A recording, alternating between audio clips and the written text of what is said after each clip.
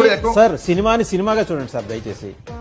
భీమలా నాయక్ వస్తున్నాడు, మీకు భీమలా నాయక్ ట్రీట్మెంట్ ఇప్పిస్తా. సీఎం సాబ్ వకీల్ సాబ్ వస్తున్నాడు, ఇక్కడ కాసుకో.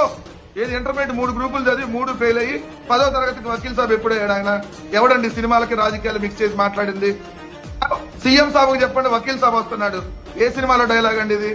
పవన్ కళ్యాణ్ రాజకీయాల్లో డైలాగ్. భీమలా నాయక్ కోటింగ్ ఇస్తా, మీకు భీమలా నాయక్ ట్రీట్మెంట్ ఇస్తా. ఎవడు ఏ సినిమాలో? సినిమాకి భీమలా నాయక్ కి రాజకీయాలకి సంబంధం ఏంటి?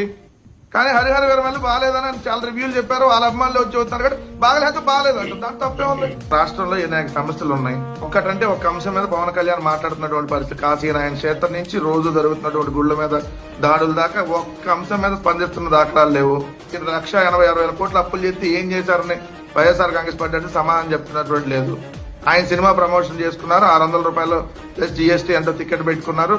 సో సినిమాలకి రాజకీయాలకి దయచేసి మాట్లాడొద్దు, రెండింటిని కలిపని ఒకరోజు చెప్తాడు ఆయనే, ఇంకో రోజేమో మనల్ని కూడా రాపేది సన్నాసి మంత్రులారా మీ అంతు చూస్తా అని చెప్పి ఆయనే సినిమాల్లో మాట్లాడతాడు, సినిమా ఫంక్షన్లకు వచ్చి.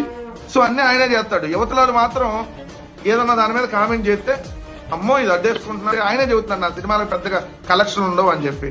దానికి ఏం చేయాలి? పబ్లిసిటీ చేసుకోవాలి. దానికి పబ్లిసిటీ చేసుకోవాలంటే ఇదిగో నాకు అడ్డుపడుతున్నారని, లేదంటే నాకు ఇది అయిందని, లేదంటే అదైందని. ఇప్పుడు ఒకళ్ళు బాయ్కాట్ చేసేది సినిమా బాయ్కాట్ కాదు. రెండో దాంట్లో కంటెంట్ దమ్ము ఉంది అనుకోండి. పుష్ప 1, 2 దానికి పుష్ప 2 బాయ్కాట్ చేయాలని చెప్పి ఈవెన్ జనసేనకు సంబంధించి ఎందుకు అల్లు అర్జున్ గారి మీద వాళ్ళ కోపం కాబట్టి వాళ్ళే ప్రచారం చేశారు. ఏమన్నా ఆగిందా? పుష్ప 2 రికార్డులు బ్రేక్ చేయలేదా?